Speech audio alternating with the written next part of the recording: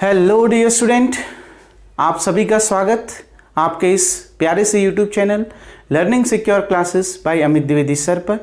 Dear student, आज हम start करेंगे अपना नया टॉपिक और टॉपिक का नाम है complex plane and polar representation. कि हमने आज डिस्कस करना है कि कॉम्प्लेक्स प्लेन क्या है और पोलर रिप्रेजेंटेशन, किसी भी कॉम्प्लेक्स नंबर का पोलर रिप्रेजेंटेशन क्या होता है। आज इस चीज को हमने डिस्कस करना है। तो डियर स्टूडेंट, हम स्टार्ट करेंगे कॉम्प्लेक्स प्लेन से कि कॉम्प्लेक्स प्लेन क्या होता है। सबसे पहले हम इसको डिस्कस करेंगे, ठीक। फिर हम आगे जाएंगे पोलर रिप्रेजेंटेशन में। डियर स्टूडेंट, हमने 2D यानी 2 डायमेंशनल प्लेन के बारे में तो पढ़ा है। 2D आपने पढ़ रखा है, यानी जिसमें आप एक्स एक्सिस और वाई एक्सिस पढ़ते हैं, एक्स वाई प्लेन।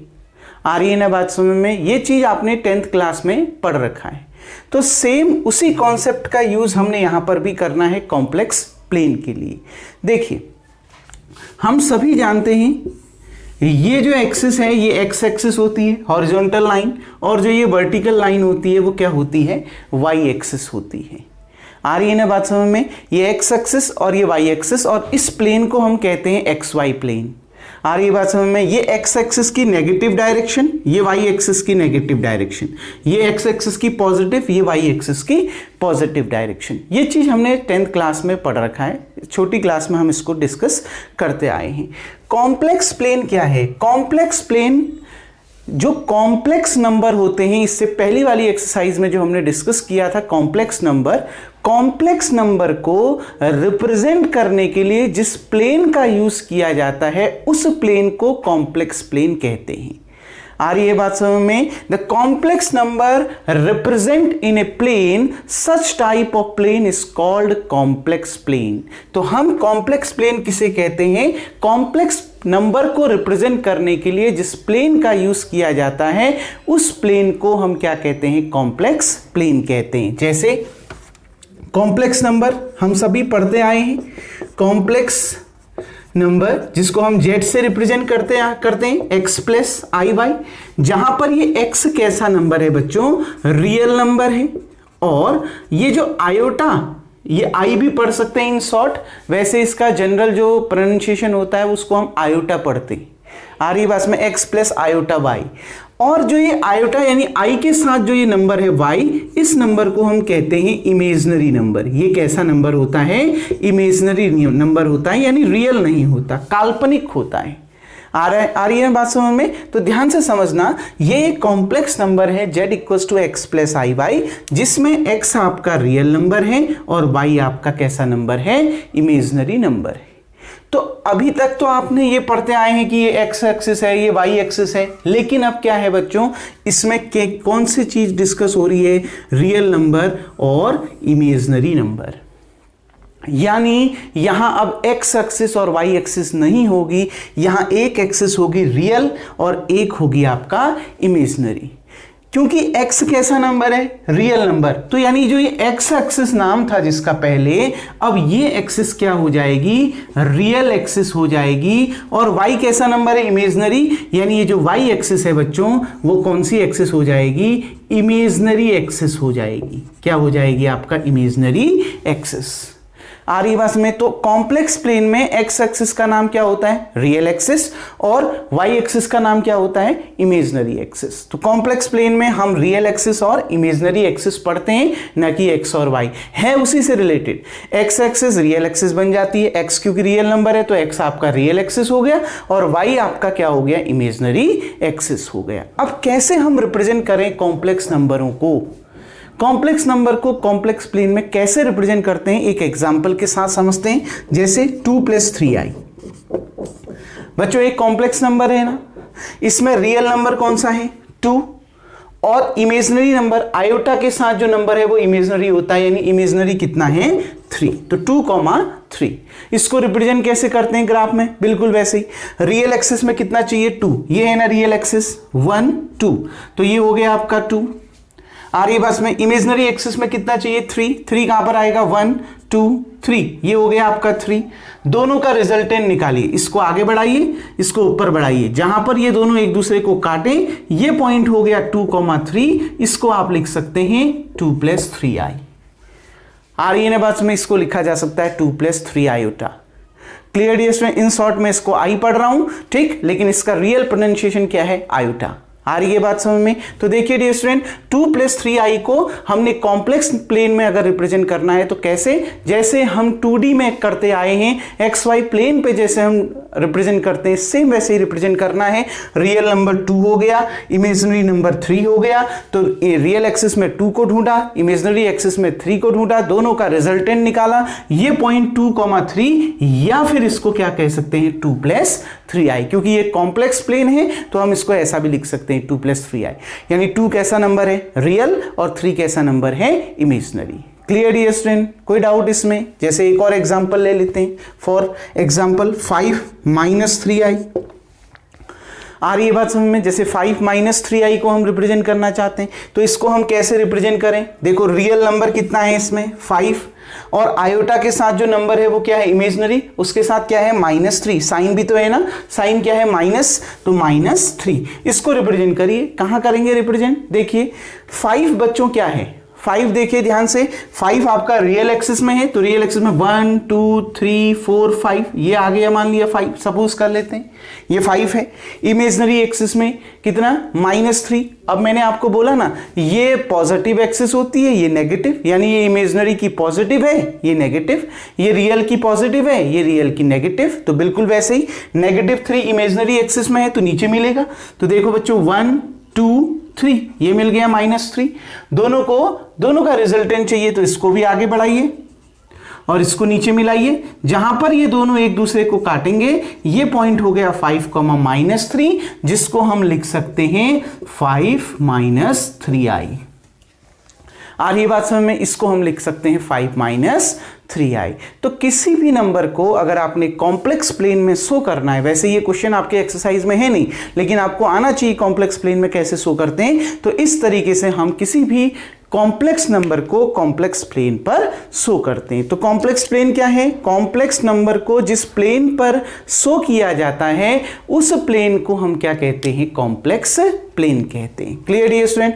उम्मीद करता हूं यहां तक आपको समझ में आ गया होगा बेसिक सी इंफॉर्मेशन। अब हम बढ़ते हैं polar representation.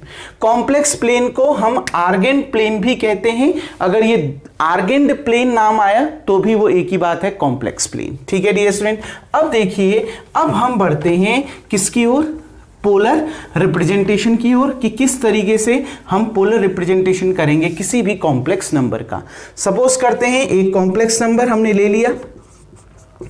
Complex number, generally complex number हम क्या लेते हैं? x + i y, जहां x रियल है और y इमेजिनरी है। इसका हमने पोलर रिप्रेजेंटेशन करना है। बच्चों ये पोलर नहीं है। जहां पर भी आपको x y वेरिएबल दिखें, यानी इसका मतलब है ये कैसा फॉर्म है? कार्टेशियन फॉर्म है। इसको हम क्या कहते हैं? कार्टेशियन फॉर्म कहते हैं। एक्स वाई के टर्म में जब भी कोई इक्वेशन होगी, जब भी कोई फॉर्म होगा, तो उस फॉर्म को हम कहते हैं कार्टेशियन फॉर्म, और आर और थीटा के फॉर्म में जो भी होगा उसको हम कहते हैं पोलर फॉर्म। आ रही है बात समझ में? पोलर फॉर्म आर और थीटा के टर्म में होता है, जबकि कार्टेशियन फॉर्म एक्स और वाई के टर्म में होता है। आ रही है बात समझ में? तो ये कार्टेशियन फॉर्म है, हमने पोलर फॉर्म बनाना है, यानी आर और थीटा के टर्म में लाना है। आर क्या है, थीटा क्या है, अभी समझाता हूं, पहले इतना आपको आना चाहिए। देखिए बच्चों, फिर हम वही बनाते हैं, ये रियल एक्सिस, ये आपका इमेजिनरी एक्सिस। आ रही है बात समझ में? ठीक। सपोज करते हैं, देखो एक पॉइंट मैंने यहां पर ले लिया P, ठीक, जिसकी इस ओरिजिन से डिस्टेंस क्या है आपका? R। इस ओरिजिन से इस पॉइंट P की डिस्टेंस कितनी मान ली? R, जिस R को हम कहते हैं मॉडुलस। इस R को हम कहते हैं मॉडुलस। तो R क्या होता है? मॉडुलस, यानी मॉड ऑफ Z। R को हम ये भी लिख सकते हैं, मॉड ऑफ Z। ठीक, R मॉडुलस होता है, यानी Z का मॉड, और ये वैल्यू कभी भी नेगेटिव नहीं होती। मैंने एक पॉइंट लिया P, जिसके कोऑर्डिनेट में ले रहा हूं x, y।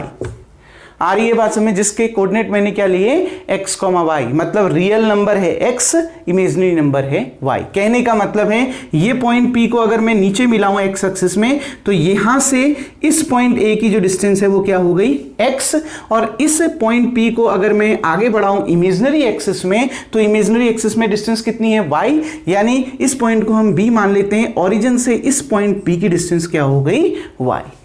आ रही है बात समझ में, कहने का मतलब समझ में आया। इस पॉइंट को अगर आपने x, y माना है, इसका मतलब है x एक्सिस में, रियल एक्सिस में नंबर कितना है x, और इमेजिनरी एक्सिस में नंबर कितना है y, यानी और इसको नीचे मिलाइए x एक्सिस में, तो ओरिजिन से उस पॉइंट की डिस्टेंस कितनी हो गई x, इसको y एक्सिस में मिलाइए, ओरिजिन से उस पॉइंट की डिस्टेंस कितनी हो गई y। आ रही है बात समझ में। अब देखिए बच्चों, अगर ये x है तो ये भी क्या होगा x, और अगर ये y है तो ये भी क्या होगा y। Clear dear student. अब सपोज करते हैं कि किसी, अब देखो ये पॉइंट P है, ये पॉइंट P पहले यहां नहीं था। सपोज करते हैं ये P पॉइंट की इनिशियल पोजीशन A पर थी, यानी शुरुआत में ये P पर ना होकर, ये पॉइंट यहां ना होकर A पर था। आ रही बात में, और थीटा रोटेट करने के बाद, यानी after theta rotation, theta rotate होने के बाद, थीटा डिग्री घूमने के बाद, ये ए जो इनिशियल पोजीशन थी अब फाइनल पोजीशन क्या बन चुकी है, पी बन चुकी है। कहने का मतलब है ए और इस पॉइंट, ये देखिए OA और OP के बीच का जो एंगल है वो कितना हो गया आपका, थीटा। शुरुआत पोजीशन ये पॉइंट P यहां पर नहीं था, सपोज करते हैं इनिशियल पोजीशन क्या थी, OA, लेकिन थीटा डिग्री घूमने के बाद after theta rotation we got another point P, then the angle between the OP and OA is become theta. तो एंगल कितना हो जाएगा OP और OA के बीच का, वो कितना हो जाएगा बच्चों, थीटा। और एंगल हमेशा एंटी क्लॉकवाइज लेते हैं, इसलिए मैंने एंटी क्लॉकवाइज लिया है। आ रही बात में, हम रोटेशन एंटी क्लॉकवाइज करते हैं, इसलिए मैंने एंटी क्लॉकवाइज आपका रोटेशन यहां पर किया है। तो इनके बीच का, OA और OP के बीच का एंगल क्या हो गया, थीटा, जिसको हम कहते हैं आर्गुमेंट, जिसको हम क्या कहते हैं, आर्गुमेंट। एंगल नहीं पढ़ के आर्गुमेंट पढ़ते हैं, दोनों एक ही चीज है। और यहां आर्गुमेंट कैसे निकालते हैं वो चीज भी मैं आपको इसके बाद समझाऊंगा, पहले पोलर रिप्रेजेंटेशन पढ़ लेते हैं। क्लियर डियर स्टूडेंट, इतना समझ में आ गया। सपोज करा हमने एक रियल एक्सिस, इमेजिनरी एक्सिस, एक कॉम्प्लेक्स प्लेन बनाया, ठीक। हमने क्या लिया, एक पॉइंट P लिया जिसके कोऑर्डिनेट x, y है। उस P से O की डिस्टेंस हमने, ओरिजिन की डिस्टेंस हमने कितनी मान ली, r। आ रही है बात समझ में, ठीक। r क्या है, मॉड्यूलस ऑफ z। और डिस्टेंस कैसे निकलता है, डिस्टेंस फॉर्मूला मालूम है, अंडरूट x माइनस 0 का whole square plus y minus 0 का होल स्क्वायर, यानी under root x square plus y square. और यही वैल्यू होती है, अगर आप इसका मॉडुलस निकालोगे, ठीक है, मॉड z अगर आप निकालोगे तो मॉड z क्या होता है, अंडरूट रियल नंबर का स्क्वायर, रियल नंबर कितना है x, प्लस इमेजिनरी नंबर का स्क्वायर, इमेजिनरी नंबर कितना है y का स्क्वायर। आयोटा ये बता रहा है कि उसके साथ जो नंबर है वो इमेजिनरी है, तो आई नहीं लेते। आ रही बात में, तो मॉडुलस ऐसे ही निकलता है, और यही मॉडुलस आपका क्या कहलाता है, r। और इससे भी प्रूव हो गया, अगर आप डिस्टेंस फॉर्मूला लगाते हो, OP की डिस्टेंस निकालते हो, OP क्या होगा, डिस्टेंस फॉर्मूला आपको पढ़ा है ना, ये ओरिजिन है, ओरिजिन के कोऑर्डिनेट क्या होते हैं, 0,0। तो डिस्टेंस फॉर्मूला लगाइए, x2 माइनस x1 यानी x माइनस 0 का whole square plus y2 minus y1, y minus 0 का होल स्क्वायर। तो बच्चों OP इक्वल्स टू कितना आ गया, देखिए x माइनस 0 x का whole square plus y minus 0 y का होल स्क्वायर। तो आ गया ना x square plus y square under root में, वही तो यहां पर भी आ रहा है।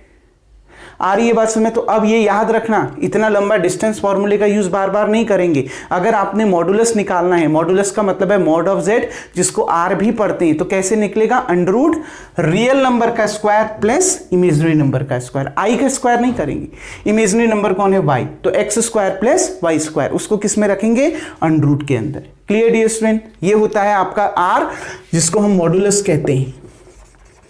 यानी ये वैल्यू कभी भी नेगेटिव नहीं हो सकती, कभी भी नेगेटिव नहीं होगी। ये वैल्यू हमेशा या तो 0 के बराबर आएगी या फिर 0 से बड़ी आएगी। आ रही है ना बात समझ। और ये मैक्सिमम ये वैल्यू आपकी 0 से बड़ी ही आएगी। हाँ, अगर किसी में कॉम्प्लेक्स z इक्वल्स टू 0 है उसके लिए तो मॉडुलस 0 ही आएगा, तो मैंने 0 भी लिख दिया है, लेकिन ये वैल्यू कभी भी नेगेटिव नहीं आएगी। Clear dear student. अब देखिए, अब हम पोलर रिप्रेजेंटेशन पढ़ रहे हैं। क्या पढ़ रहे हैं? Polar representation. तो बच्चों ये x प्लस आई वाई, ये इक्वेशन 1 मान लिया। देखो ये कार्टेशियन फॉर्म है, हमने क्या बनाना है? Polar form. पोलर फॉर्म किसके टर्म में होता है? r और थीटा के टर्म में। यानी इस x और y को हमने कन्वर्ट करना है r और थीटा के टर्म में। तो हमने किसकी वैल्यू निकालनी होगी? x और y की वैल्यू। कहां से निकालेंगे? इस फिगर से निकालेंगे। आ रही है बात समझ में? तो इस फिगर में देखो बच्चों, इन ट्राइंगल, ये एक ट्राइंगल बनाना, OAP बना बच्चों, ये एक ट्राइंगल। तो इस ट्राइंगल OAP में देखिए, इस ट्राइंगल OAP में सबसे पहले मैं x की वैल्यू निकाल रहा हूं। किसकी वैल्यू? x की। तो जिसकी वैल्यू निकालते हैं ट्रिग्नोमेट्रिक रेशियो का यूज करिए, जिसकी, क्योंकि ये एंगल कितने डिग्री का होगा? 90। जाहिर सी बात है भाई, सीधे परपेंडिकुलर तो होगा। आ रही है बात समझ में? 90 डिग्री। और ट्रिग्नोमेट्रिक रेशियो का यूज करते हैं तो हमने x की वैल्यू निकालनी है। जिसकी वैल्यू हम निकालते हैं उसको हमेशा न्यूमरेटर में रखते हैं। तो x हमने निकालना है, और गिवन क्या है? ये r, मॉडुलस गिवन है, तो अपॉन में क्या आ जाएगा? r।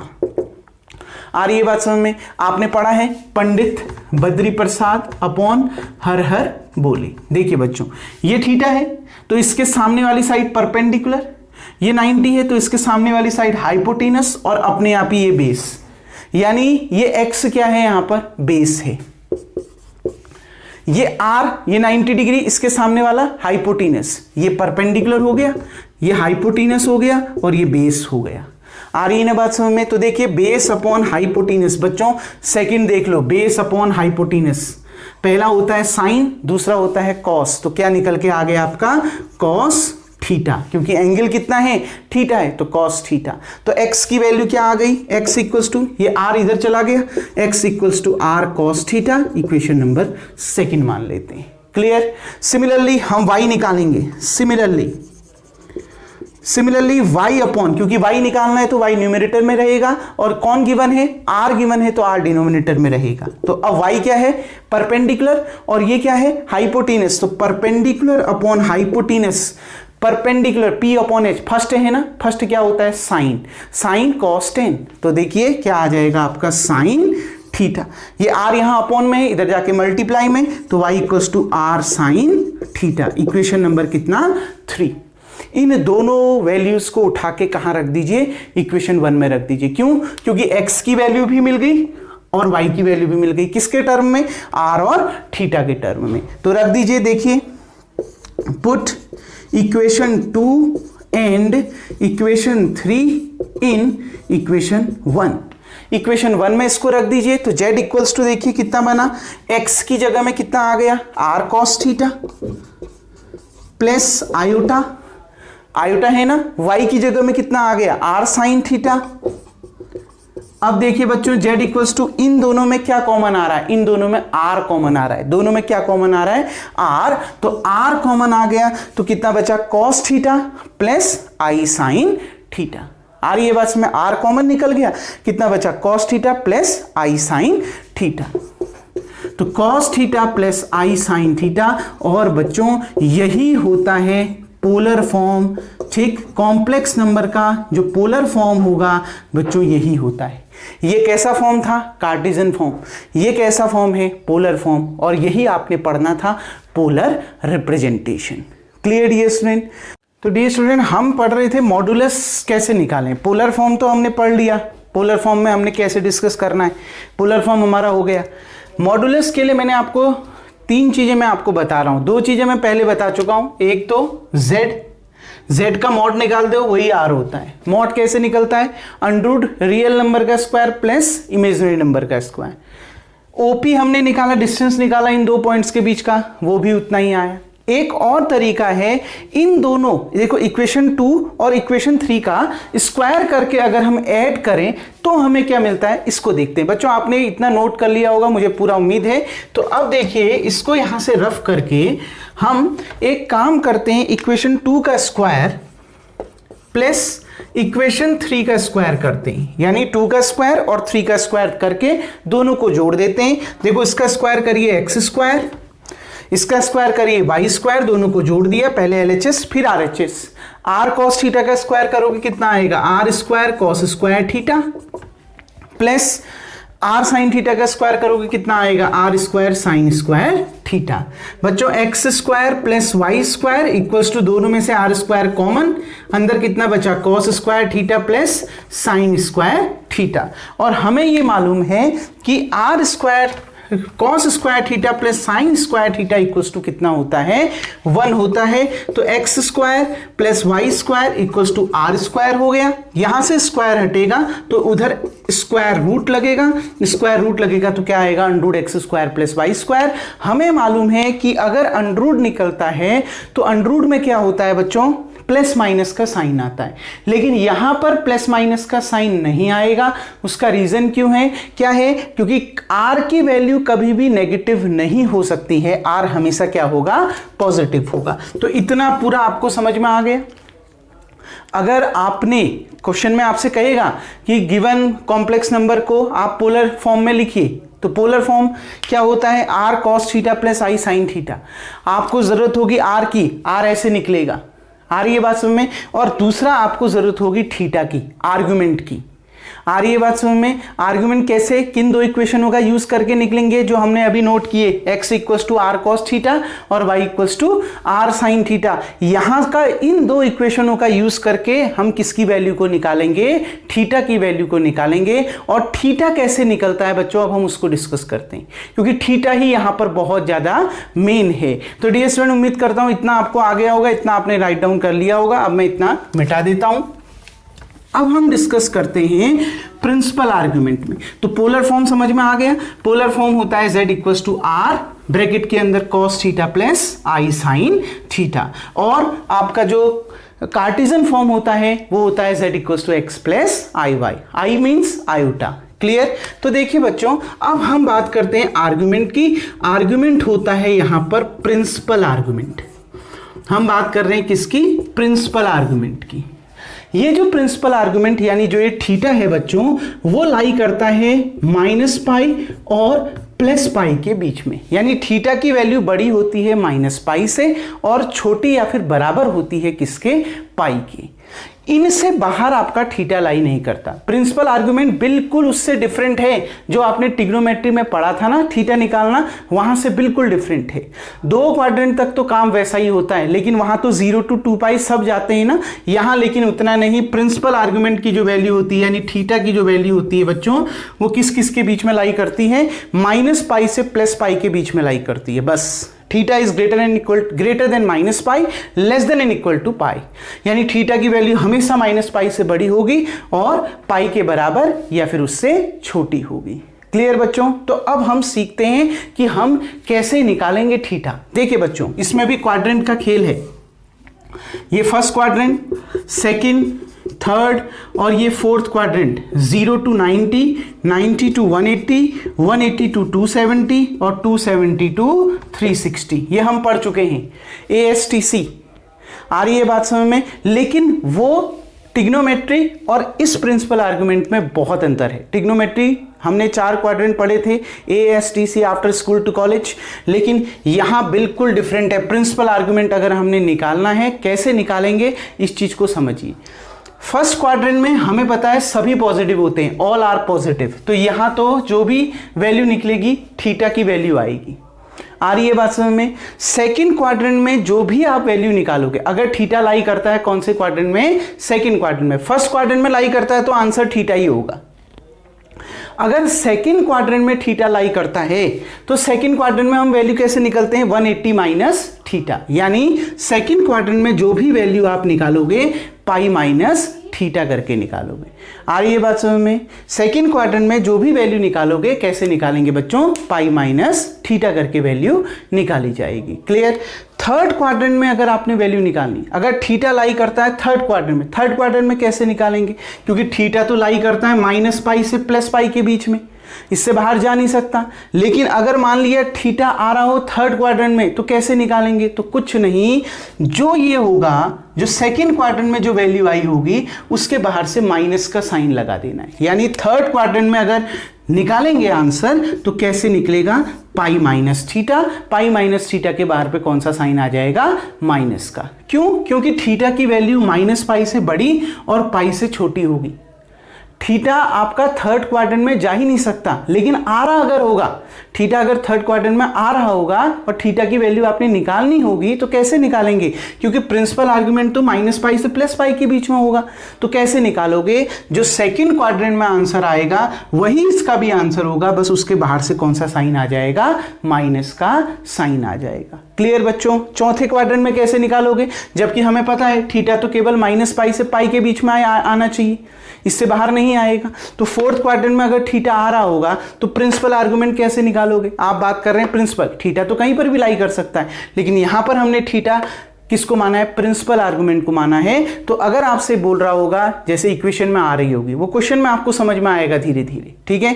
क्वेश्चन में अगर आप देख रहे होंगे कि थीटा चौथे क्वाड्रेंट में लाई कर रहा है, जबकि आपको मालूम है प्रिंसिपल आर्गुमेंट की वैल्यू माइनस पाई से प्लस पाई के बीच में होगी, इससे बाहर नहीं हो सकती। तो कैसे निकालोगे फोर्थ क्वाड्रेंट में? तो कुछ नहीं, जो फर्स्ट क्वाड्रेंट में थीटा आएगा वही फोर्थ क्वाड्रेंट में भी आएगा, बस डिफरेंस क्या होगा, उसके बाहर से कौन सा साइन आ जाएगा, माइनस का साइन आ जाएगा। आ रही है ना बात समझ में?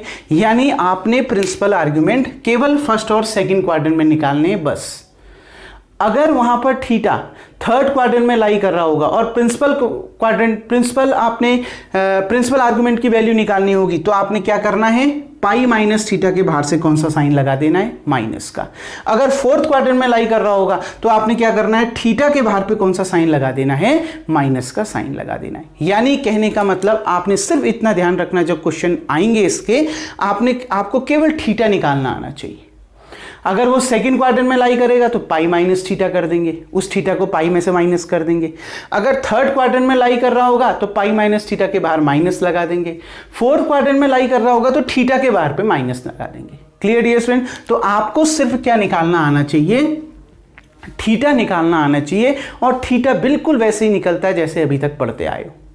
आ रही है बात समझ में? जैसे आपसे बात कर दिया कि cos थीटा इक्वल्स टू 1/2, तो हमें पता है cos थीटा की वैल्यू 1/2 कब होती है, cos थीटा की वैल्यू 1/2 कब होगी, 60 डिग्री पर। आ रही है बस में 60 डिग्री। और आपसे कह दिया sin थीटा इक्वल्स टू कितना, √3/2, और ये भी आपको पता है sin की वैल्यू √3/2 कब होती है, 60 डिग्री। यानी थीटा कितना आ गया, 60। अब अगर क्वेश्चन के अकॉर्डिंग आपको पता चल रहा है, मैं क्वेश्चन में आपको समझाऊंगा, थीटा आपने निकाल दिया। अब अगर प्रिंसिपल आर्गुमेंट सेकंड क्वाड्रेंट में लाई कर रहा होगा तो इसको 180 में से माइनस कर देंगे। थर्ड में लाई कर रहा होगा तो 180 में से माइनस करके जितना आएगा उसके बाहर से कौन सा साइन लगा देंगे, माइनस का। फोर्थ में लाई कर रहा होगा तो इसी थीटा के बाहर पे कौन सा साइन लगा देंगे, माइनस का। Clear dear student? तो हमने बस ये सीखना है कि प्रिंसिपल आर्गुमेंट की वैल्यू 4 क्वाड्रेंट में होती क्या क्या है, ये मैंने आपको समझा दिया। फर्स्ट में थीटा, सेकंड में पाई माइनस थीटा, थर्ड में पाई माइनस थीटा के बाहर पे माइनस का साइन, और फोर्थ में कितना, माइनस थीटा। ऐसा क्यों थर्ड और फोर्थ में? क्योंकि प्रिंसिपल आर्गुमेंट माइनस पाई से प्लस पाई के बीच में ही लाई करती है। प्लस पाई हो सकती है लेकिन माइनस पाई नहीं होगी। आ रही है ना बात समझ में? तो यही आज का कॉन्सेप्ट था डियर स्टूडेंट। अब जो एक्सरसाइज है हम नेक्स्ट वीडियो से स्टार्ट करेंगे, तब तक के लिए थैंक यू। तो आज का वर्क आपका यही होगा, इसको अच्छे से समझिए और इसको राइट डाउन कर लीजिएगा। नेक्स्ट वीडियो में अगले टॉपिक के साथ मिलेंगे, तब तक के लिए थैंक यू।